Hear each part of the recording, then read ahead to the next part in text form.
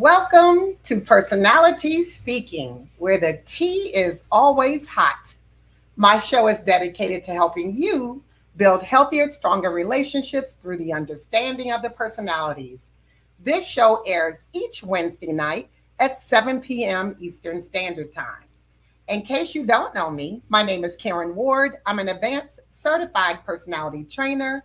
I am a personality coach, coaching you through some of your life challenges and difficulties, and the author of the book, Couple for Life Overcoming Personality Differences in Marriage.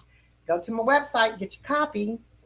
This show focuses on the personality trait theory that was developed by the late and world renowned um, Florence Littauer, and her theory focuses on four personality styles, and those four personality styles look at introverted and extroverted personality styles. Now, tonight, you guys, we have a really different segment.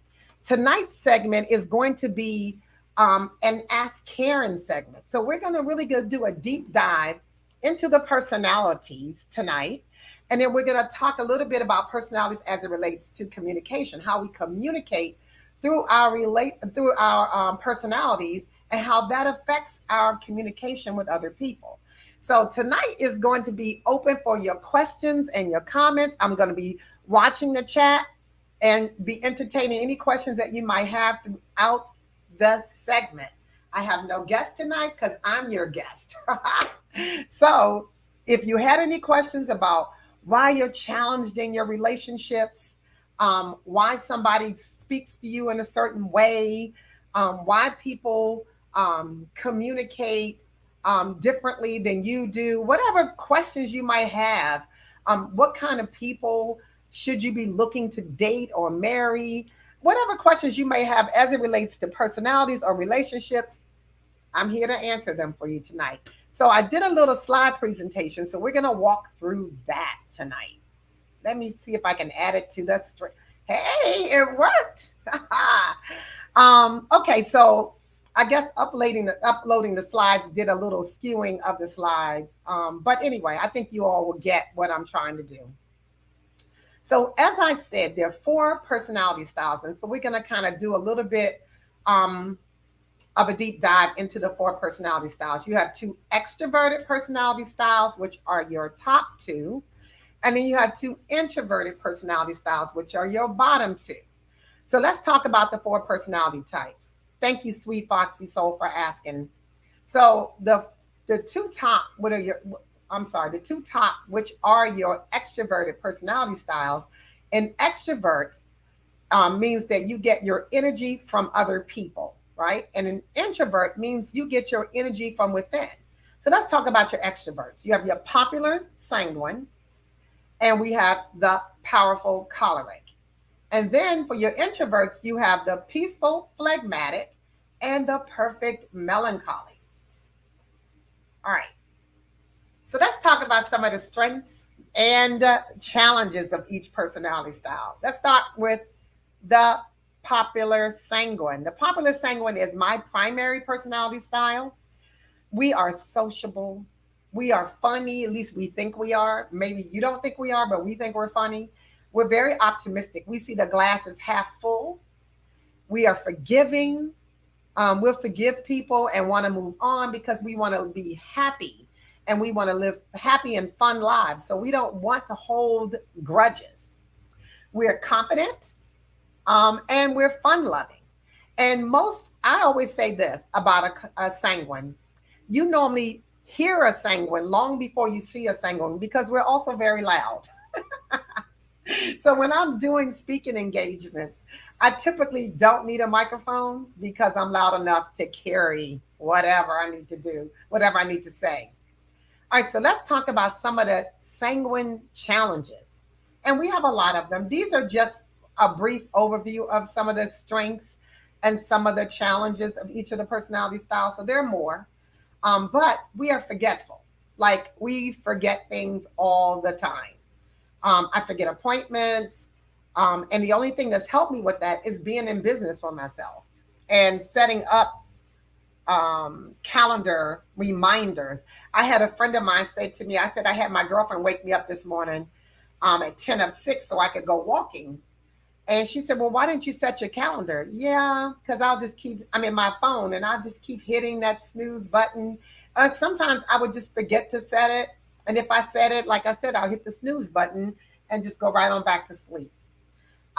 We are impulsive. Like we jump into things before we recognize um, the impact of that thing to us. We lack commitment. Like we say we're going to do something and we really mean it when we say it, but we don't always have good follow through. So we lack commitment. We get mad quick, quick, quick, quick, quick. You can make us mad and just like that, zero point 0.2 seconds. We also get over it very quickly, but we get really angry and we explode in anger. So it's not just I'm mad, but I'm explosive in our anger. And remember, we're loud, so we yell, and everybody knows. Everybody in the world will know that you're angry. The other thing is that we exaggerate. And some people might say exaggerate. Well, yeah, exaggeration is another form of lying. Hello. And we lack discipline. Listen, that all of these pretty much are me. Like that's me in a nutshell. My strengths and my weaknesses. So if you want to know more about the sanguine strengths or the sanguine challenges, put it in chat so we can talk about it. And we're gonna do some more, give you some more information about all of these personality styles as we go through this little presentation that I prepared for you tonight. But I also want you to know that as we go through this, I want you to start thinking about people in your life that exhibit some of these personality styles so you can try to identify not only your own personality style, but the personality style of the people that you're in relationship with. And that could be your spouse's significant other. It could be your children, your parents, your siblings, your coworkers, or people that you're in business with. So that's just, I want you to think about that as we go through these. All right. Let's talk about the choleric. The choleric personality, they are ambitious. They're born leaders. They're movers and shakers. They're planners. I always say they get more things done in the morning than most of us get done all week long.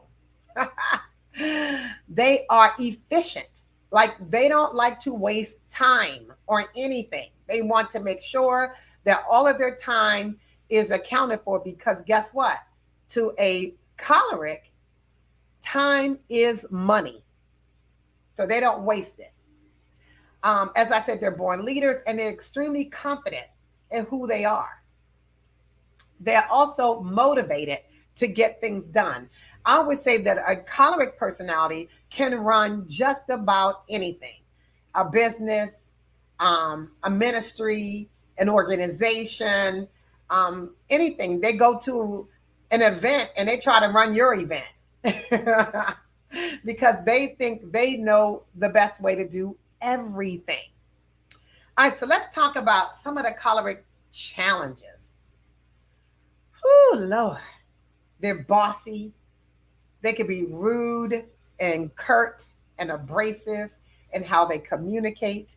They don't mean anything by it, but they just happen to just communicate in that way. They don't even realize half the time they're coming off that way. I'm going to give you an example. That's my secondary personality style. I remember one year, my brother and I, we were traveling, my husband, my brother, and I can't remember who else was traveling with us, but we were traveling through North Carolina. And I was telling my brother, be careful. I'm coming through here because there's always police, as we go through. And just as I said that, woo, woo, woo, woo, woo, he got pulled over. And so the police officer was saying that he was, speeding and where was he coming from, da-da-da. And then when we pulled out the rental car information, he wasn't on there. I was and my husband was. And I said, well, yeah, nobody told us that he had to be on there. And he said, well, he needed to be on there. I said, well, nobody said that, so I'm having this conversation. And my brother at the end of it, he was saying, "You're going to get me locked up." He said, "Because you sound so argumentative." I said, "Really?" I had no idea. I was sounding like I was arguing with the police officer. So we have to be careful of the things that we say out of our mouths, right? We can also be unsympathetic, and we trample on people's emotions without even recognizing that that's what we are doing. Whoo, boy, let me tell you, us sanguines and cholerics, we do the most. So let's talk about the introverted personality styles. Let's see if I can get this next slide up. All right, the introverted personality styles. I'm not sure if you guys can see because of the slide button here, but let's see here. All right, the introverted personality styles are the melancholy and the phlegmatic. The melancholy strengths are they're very thoughtful and compassionate. They're very caring and considerate.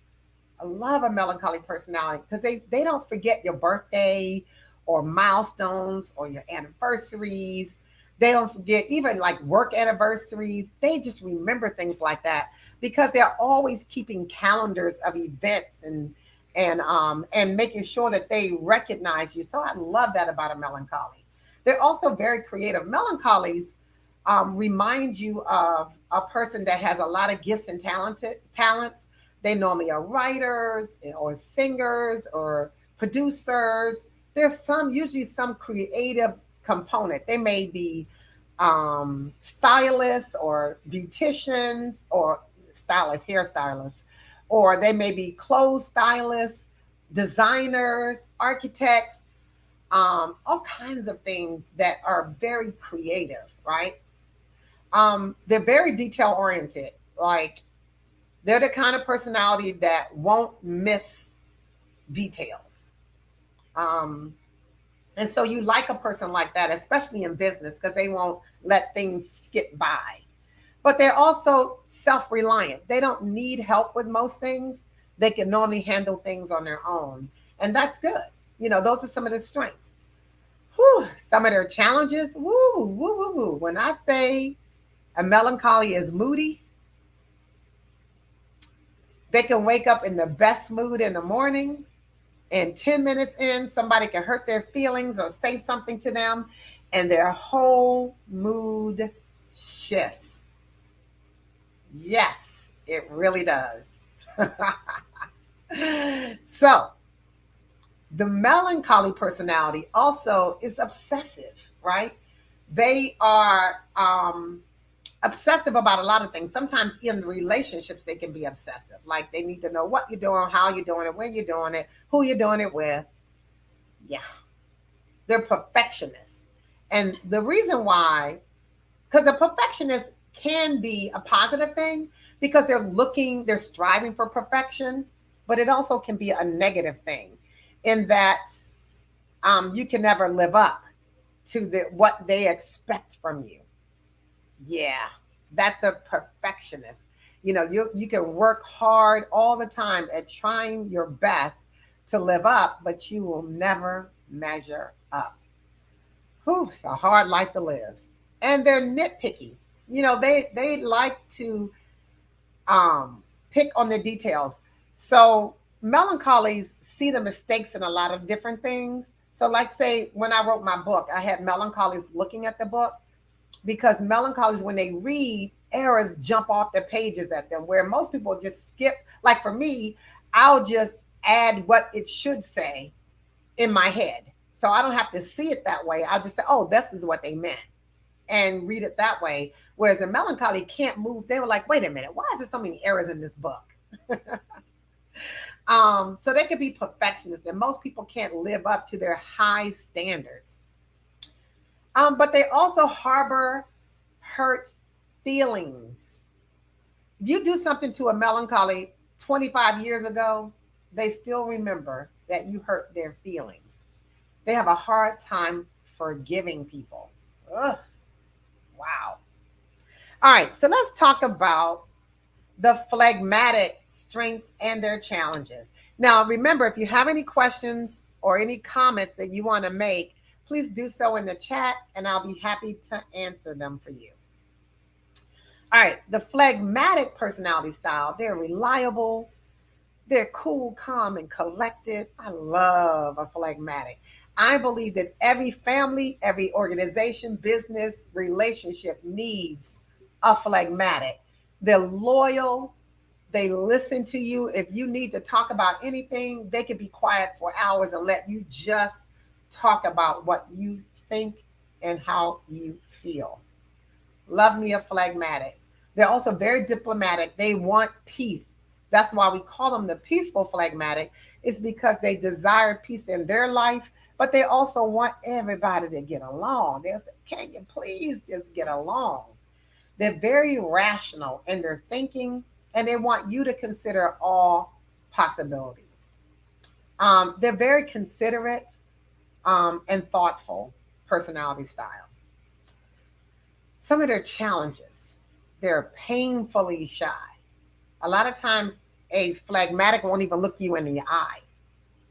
They won't look you in the eye because they feel as though if they look at you, you might think something, that they're thinking something, or they're feeling something, or that you might ask them a question. And so they don't want that.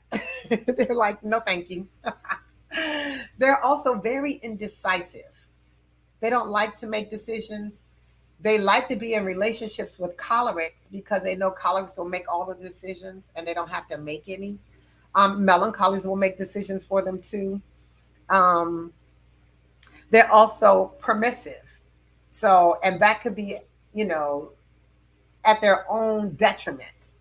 So they want you to have your way just so they can keep down the conflict.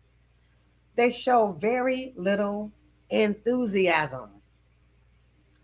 Very little enthusiasm. They are uninvolved in most things. It takes a lot to get a phlegmatic involved. And they are also very passive. Like they don't care about much. Like, okay, whatever you think, however you feel, it's fine. I'm not going to be, fighting on this issue because it doesn't mean anything to me. Or even if it does, let other people fight that. All right. So Sweet Foxy Souls asked the question. She says she sounds like all of them. Can you beat all four personality styles? That's a good question. And the answer is no. You cannot be all four. Typically, if you have phlegmatic, especially if you are a primary phlegmatic, you can mimic all four of the personality styles. And you do that so that you can function, right? So let's say you are in the workplace and your job requires you to speak on a regular basis. Say you have to do weekly readouts.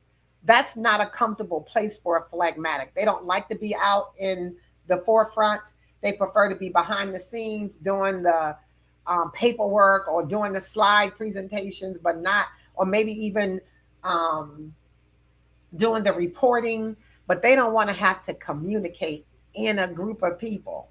That's not comfortable for them. But if they have to, they can mimic another personality style for that moment. So, and then sometimes people think they're all four of the personalities, and some of those things are learned behavior. So let's just say you're phlegmatic again, and your parents are cholerics or sanguines, and they demand certain things from you. Like, for instance, my youngest daughter is a phlegmatic, right? And I'm a sanguine, my husband's a choleric. And so we always wanted to have events. Like we were always having parties. And they were, unfortunately, my other daughter was a melancholy. My son is a choleric. But we were always having events and we always wanted people to come over. And they didn't always like that. The phlegmatic likes smaller groups of people, and she would just disappear down in her room. But she could be social. The melancholy was thinking, why? Why do we always have to have a party? What is, why are we doing this? The choleric is, what is the purpose? Are we going to get something for these parties? Are people paying to come? What is the benefit? So it's so interesting. But if you're phlegmatic, you just adapt to whatever the environment is because you might have to do that. So I hope that answers your question, sweet Foxy Soul. All right, so let's talk about here. Let me remove the question and see if we can get to the next slide. All right, so let's talk about the basic desires and emotional needs of each of the personality styles. So the sanguine's basic desires to have fun. Like everything we do is centered around fun. If you have a sanguine in your life, they always want, first of all, we're very spontaneous. So we like to do things by the seat of our pants, right? And we don't like to plan. We just like to get up. And I can tell you when my husband and I got married, I remember saying to him, hey, what do you think about getting married today? He's looking at me like, what? Because he's a planner. Like he's a strategic person. So everything has to make sense when it needs to make sense, right? So he was like, yeah, let's plan this thing. And so we ended up doing that, but 6 months later we were married. But me, this sanguine, could have just popped up and said, okay, let's do this. But our whole lives is centered around having fun. We try to have fun at work. We try to have fun at home. We try to have fun when we're on vacation. We try to have fun in every environment. The church I go to is a big mega church because there's a lot of people and because it's full of life and excitement, and we have an amazing music ministry. So yeah, we love fun. That's our thing. Now, our emotional needs, and you might be able to pick some of this up from me, is attention, affection, approval, and acceptance. I clearly need attention. I have a podcast, right? I need affection. If anybody who knows me on this podcast or has interacted with me before pandemic, I am a hugger, right? And pandemic was really stressful for me. It stressed me out so bad because it was difficult for me not to be able to hug people. When we were on lockdown, for me not to hug people and spend time with family and socialize, it was depressing. And if you're a sanguine, you probably know what I mean. Now, the introverts were going, yes. The extroverts was like, oh, I got to get out of here. I'm going bananas. But I need affection. I need people to hug me. Like my poor husband, every day, kiss me goodbye, kiss me goodbye, kiss me hello. He's used to it now because we'll be married, 29 years this year. But even if I'm on a call and he's like, okay, baby, see ya. Give me a kiss goodbye. I'm very affectionate.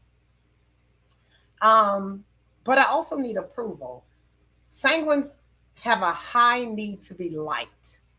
Like we want people to like us and to love us and to care about us. And that's the interesting thing about a sanguine is that can be a strength and a weakness, right? Um, let me answer this question real quick. The question is, what type was my hubby? What personality style is my husband? So I'm a sanguine choleric, and he's a choleric sanguine. So we're the same personality styles as flip of each other. So my primary is to have fun. And what we're getting ready to get into is his primary, which is the choleric. And that is to have control. So as long as I'm having fun, everybody's happy. If I'm not having fun, not so much. His primary is to have control. Most cholerics need to have control over everything. They want to control their lives. They want to control your life. They want to control every place they go to at the workplace, at church, if they go to an event, if they come to your house. Woo, control. Now, how many of you recognize that you can't have control over everything? Most of us think that we can have control over stuff, but we don't really have control over much. But that's important for the choleric. All right, so let's talk about the choleric emotional needs. Their emotional needs are loyalty. They need to know that you have their back. If you don't have a choleric's back, I'm telling you, that's a thing. Like, they feel like they can't trust you if they can't count on you, right? They also need to have, as I said already, a sense of control. So we talked about that a little bit. But they need for you to appreciate them. Because remember, I said cholerics are one of the hardest working personality styles. They get more done in the morning than most personality styles get done all day. Yes. All right. So they need you to appreciate the hard work that they bring to the table. They also need you to appreciate their accomplishments because they are highly accomplished people. I'm sure most of you know who Judge Judy is, right? She was at one point the highest paid personality on television. She was making quite a bit of money um, because she was indeed a choleric. She needed to control her environment. She needed to let you know that she was in control of her environment and she was top dog. Okay. So they really work hard to accomplish a lot in their lives. All right. So I have another question here. This is a good question. Which personality style is best to date? Well, that would depend on your personality style. And I would say that there is no personality that's best or worse, right?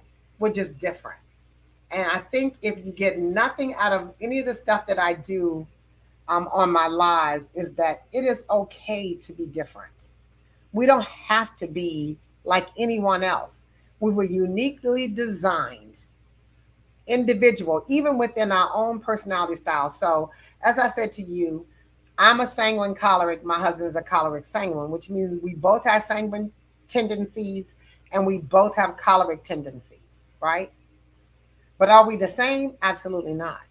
We're different for a number of reasons. We're different because each person within their unique personality style, so each sanguine has some uniqueness because of how we were raised, where we were raised, the impact that the environment has had on our life, whether we've had trauma or great things that happen to us in our lives. All those things impact your personality.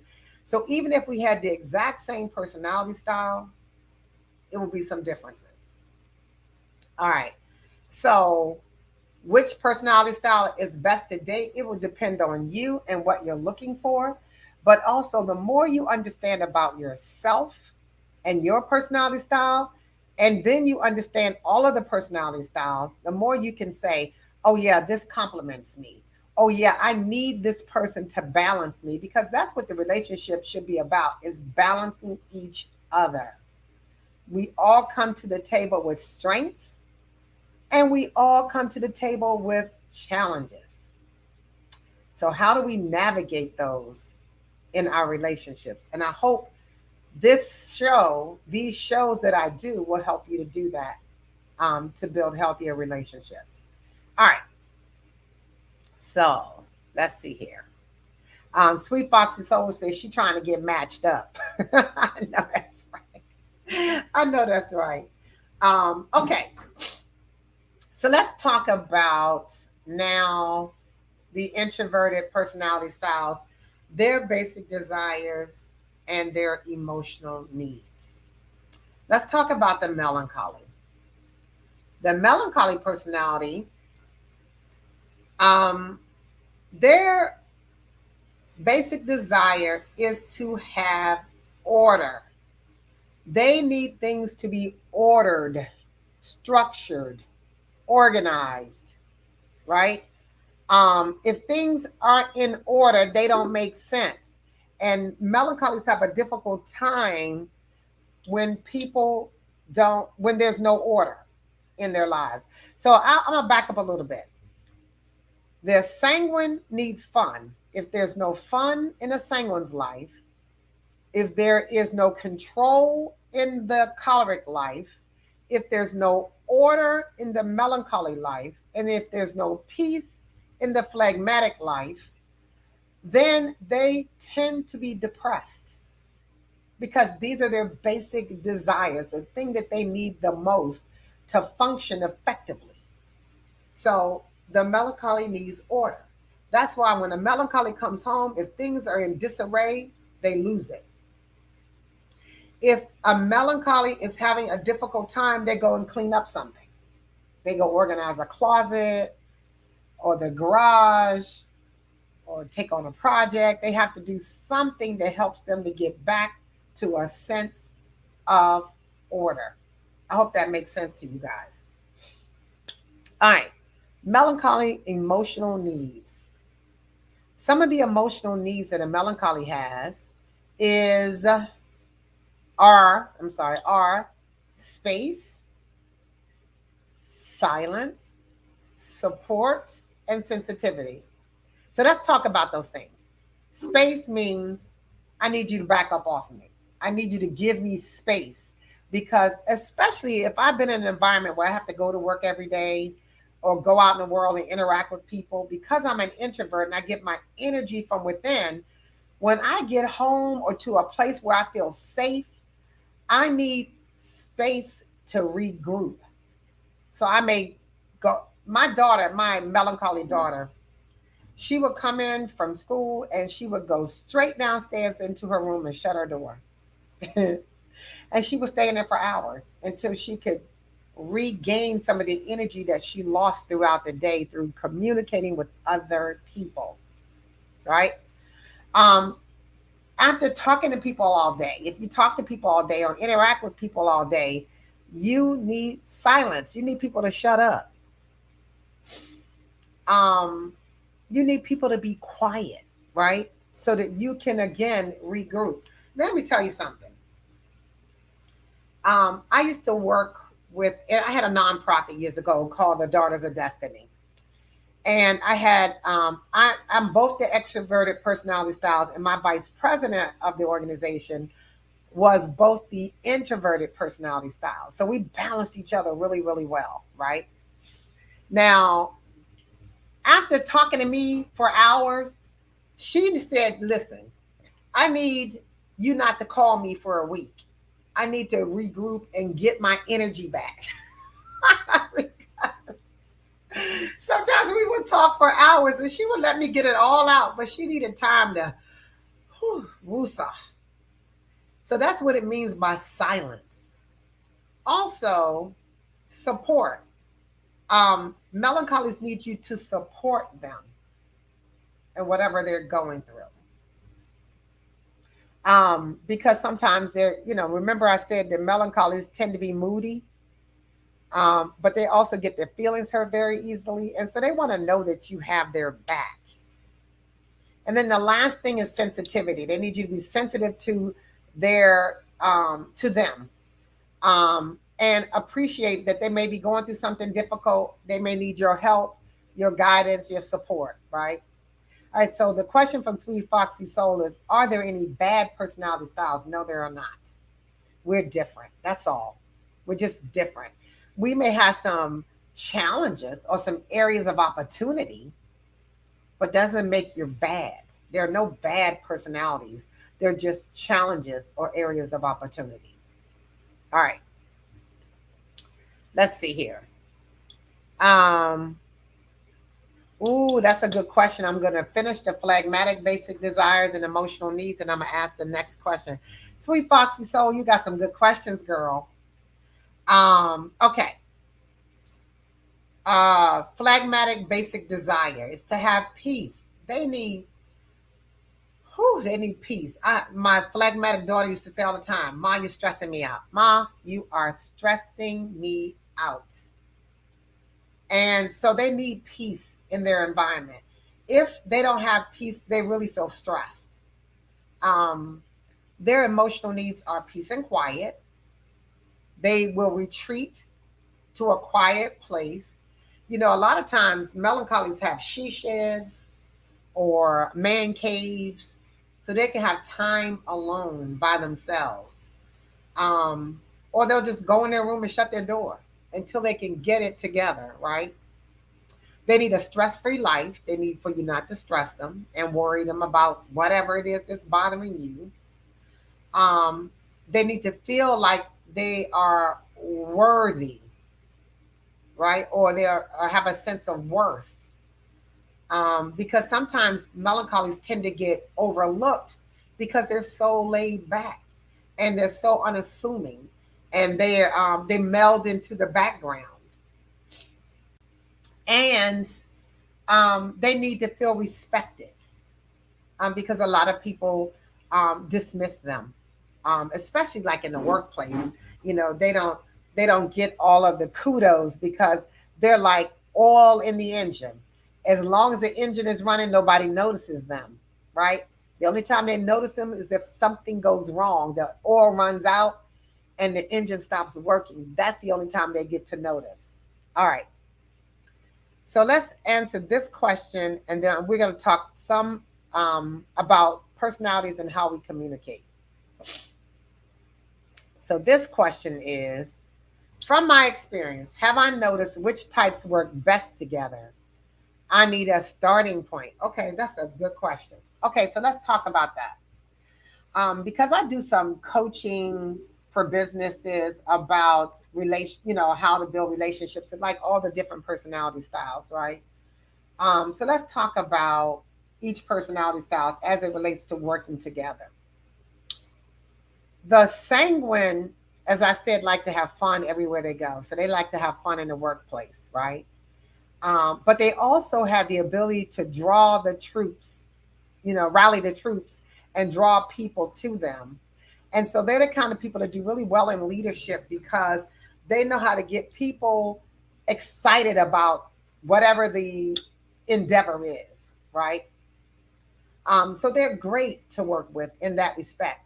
Now, they can be challenged in the area of follow through because they're ideas people. They have big picture thinkers and they have great ideas, but they don't always follow through. So, especially as they are leaders, a lot of time what they will do is they will find the team that will support their efforts. So they'll find the melancholy that can carry, who can identify the schedule that needs, of events that need to take place, and develop a timeline, or the choleric who can execute the project, or the phlegmatic who can do the behind the scenes stuff. So each personality style has a way of operating in the workplace, and providing things that an individual needs in the workplace.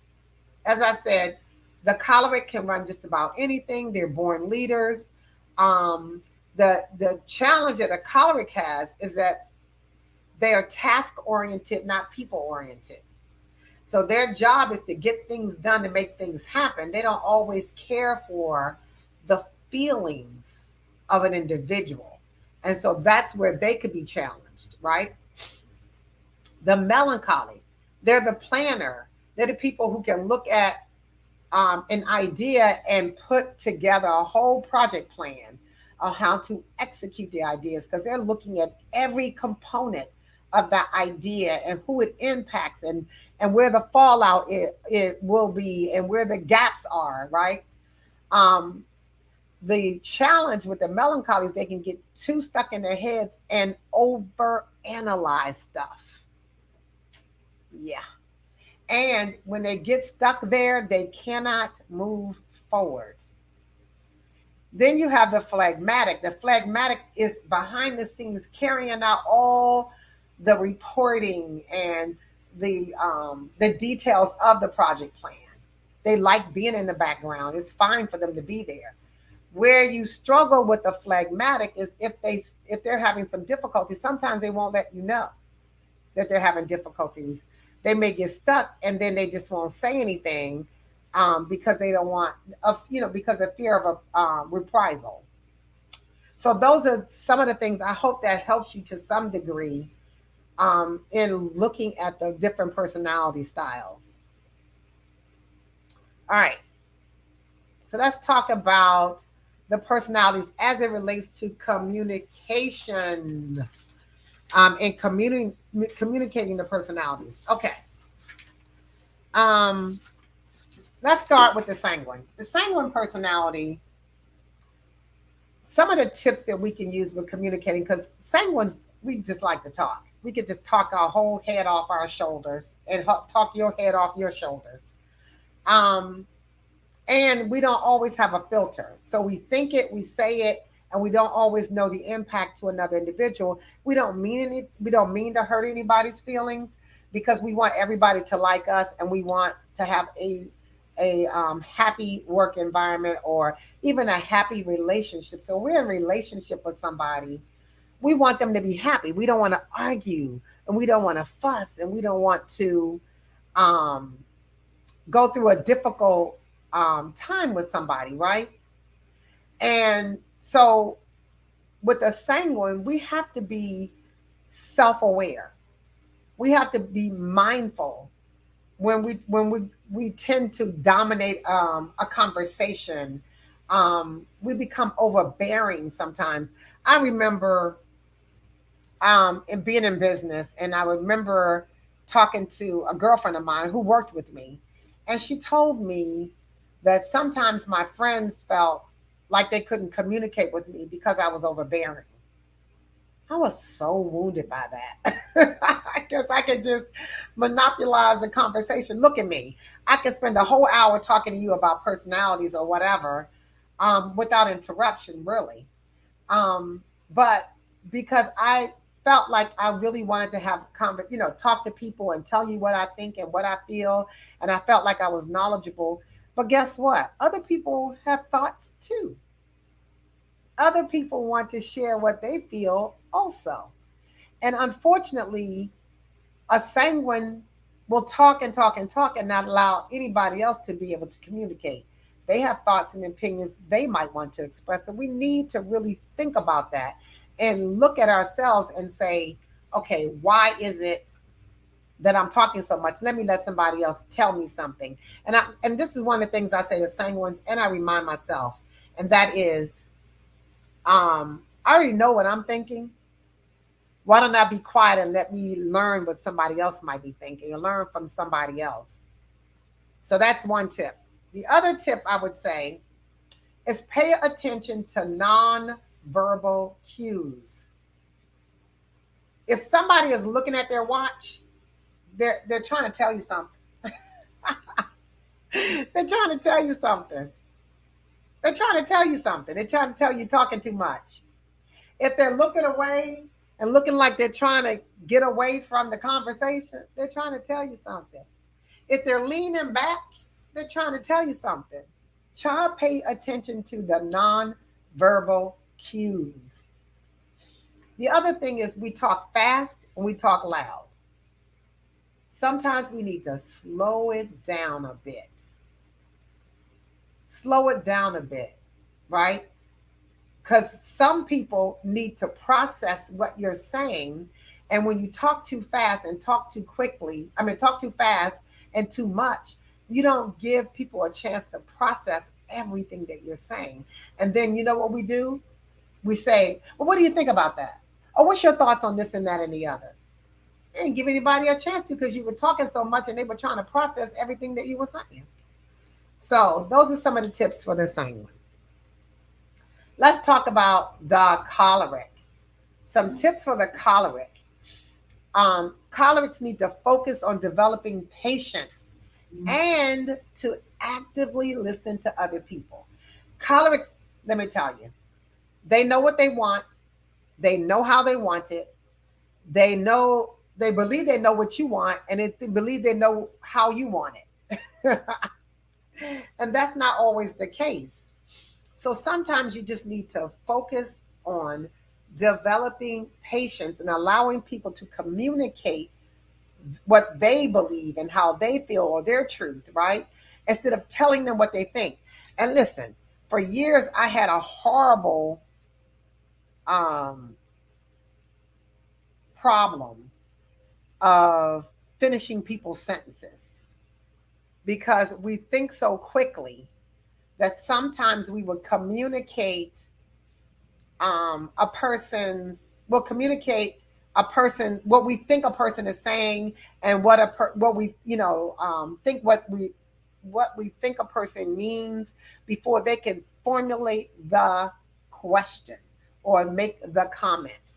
And you sometimes you just need to be quiet and allow people to communicate what they think and how they feel, right?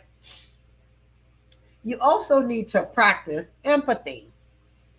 Uh, Cholerics, remember I said curt and abrasive and can come off as rude? Because we tell it like it is, but we don't tell it to you in love. And for people who are lovers of the scriptures, they know the Bible says, tell the truth in love. Don't just tell the truth, because that stuff can be very hurtful, right? All right. Also, be aware of your tone, because I have been guilty of my tone.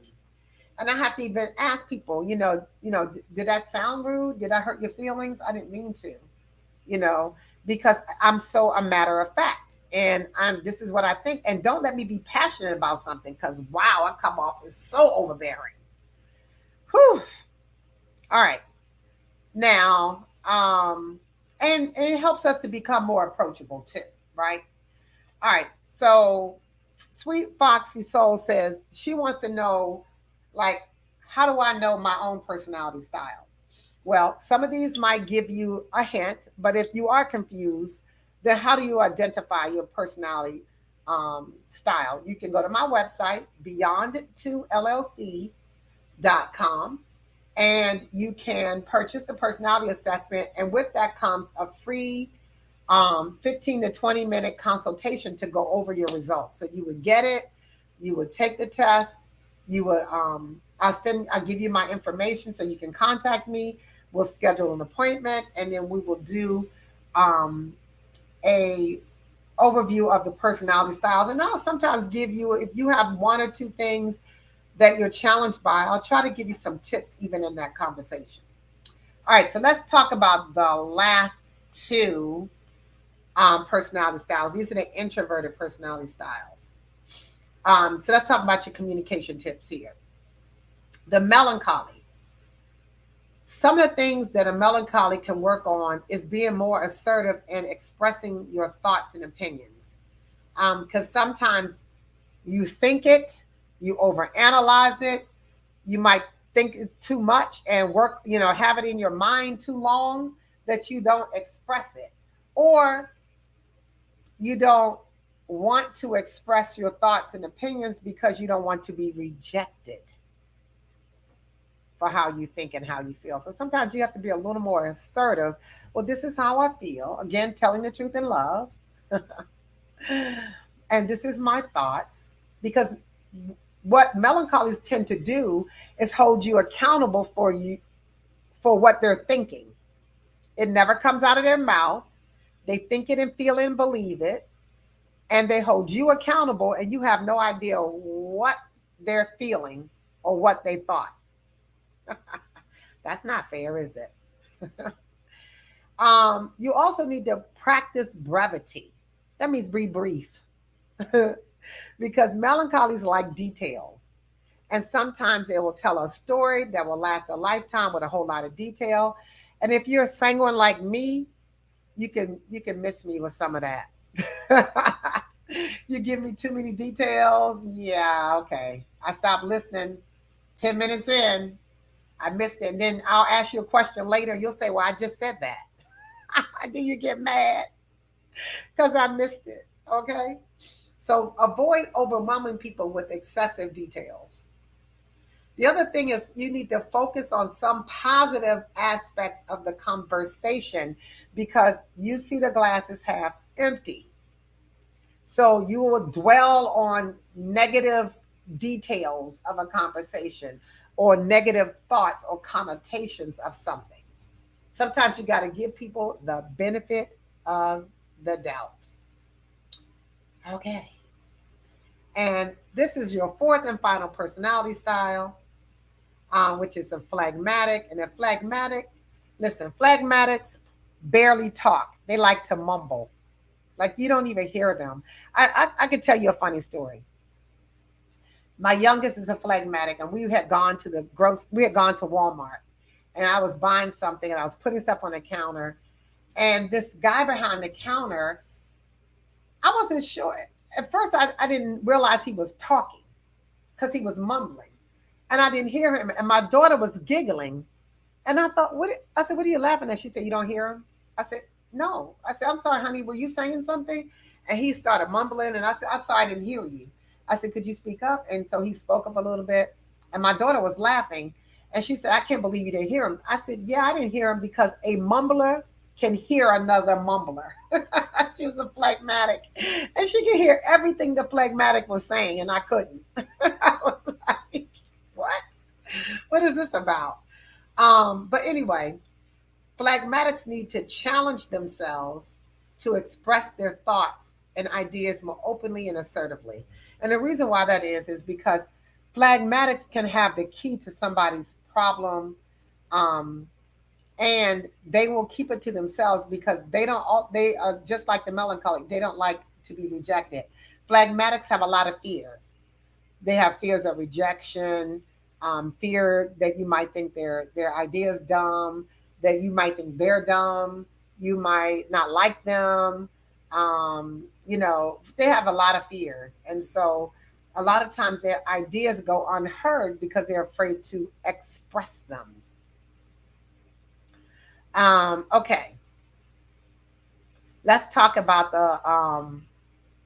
the second thing for a phlegmatic. You need to maintain eye contact with people. Phlegmatics are looking down, they're looking away, they don't really want to look you in the eyes because sometimes they think that you're going to ask them a question and they don't want to answer any questions. They rather just like be in the background, you know. So you have to really, because people trust you when they can look you in the eyes, right? So the more you can look a person in the eye, the more people can trust your word is your bond. And phlegmatics are very loyal and dependable and trustworthy. The last thing is to avoid passive aggressive behavior, and be direct in your communication. Yeah, you guys are blunt, but you mumble the smart things that you want to say. I always say you're sarcastic because you mumble some of the smart things you want to say underneath your breath, where most people don't hear you because you're a mumbler. And sometimes that can be passive aggressive. So work on avoiding that kind of behavior. Now,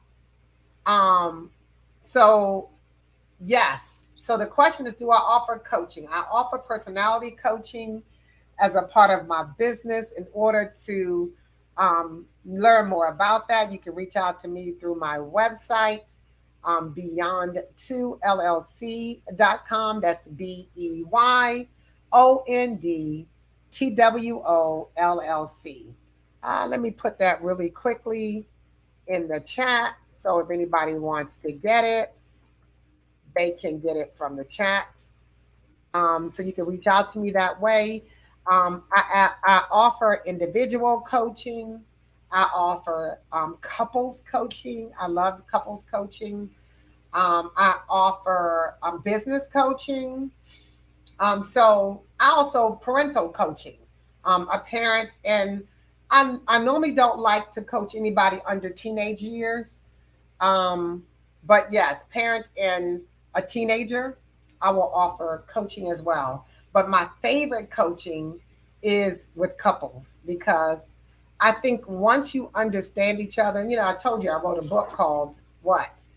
Coupled for Life, because my goal is to help married people stay married. That's what I really want, is married people to stay married. And so I hope that if you're having challenges in your relationship, that you will seek me out so I can help you to build healthier, stronger relationships. Um, what's your question? Oh, we need an on-site group workshop. I love that. Thank you, Geneva.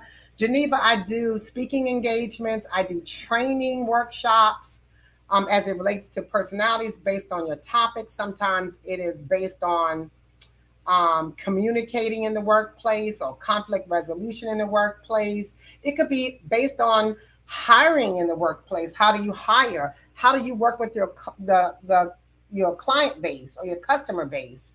How do you identify the personalities and gear your sales techniques to those personalities?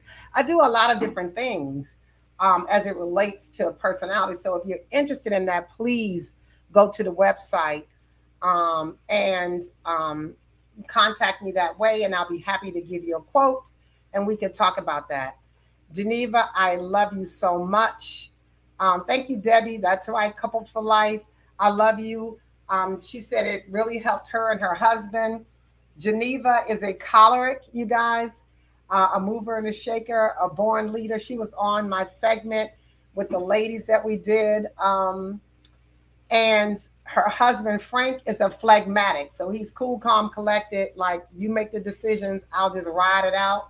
And those things are wonderful when you can balance your relationship, but it's learning that, because although they're polar opposites of each other, a choleric likes making decisions, but sometimes a choleric wants your feedback. And phlegmatic is like, yeah, go ahead and do it. But sometimes also the phlegmatic will decide on something and they'll dig their heels in and they're like, you're not budging me on this. You're not budging. I don't want to do that. You're not going to force me to do that.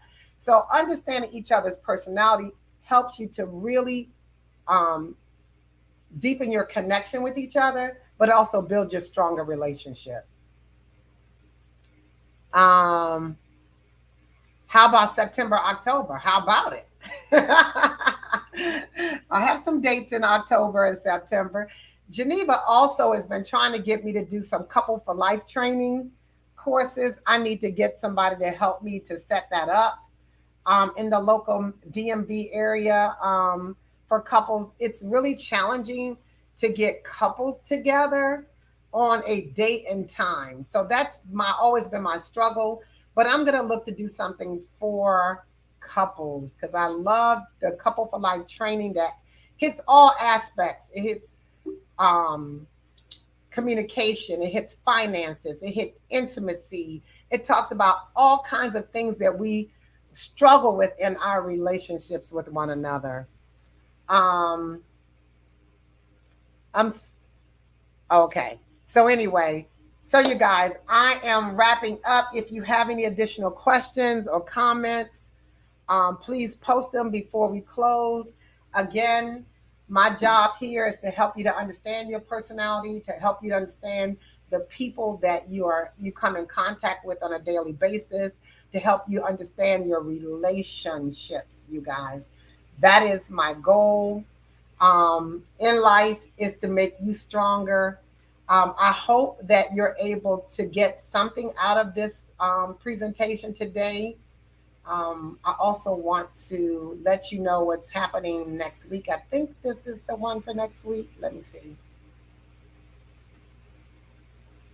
Oh, yes. We're going to be talking about cracking the code of the fun-loving sanguine. So I'm going to have sprinkled in here and there where we're going to actually take each personality style and do a deep dive so that you can understand that personality style. If you are a sanguine, we're going to talk about that and how you can communicate or deal with people as a sanguine. If you're not a sanguine and you're living with a sanguine or working with a sanguine, how you can better deal with your interactions with a sanguine. So I hope that you like that kind of topic. Come next week with your questions. It's just going to be me again. Thank you, Geneva. I love you, love you, love you. Thank you so much. Also, Omiana, yeah, I love my sanguines too. I am one, but I love all my sanguines because they're always going to chime in and ask questions and make you not feel alone. So I love you guys. I thank you for joining me on Personality Speaking, where the tea is always hot, where we look to help you develop healthier, stronger relationships through the understanding of the personalities. Join me again next week at 7 p.m. Eastern Standard Time. I love you, and you guys take care, and I will see you next week. Bye bye.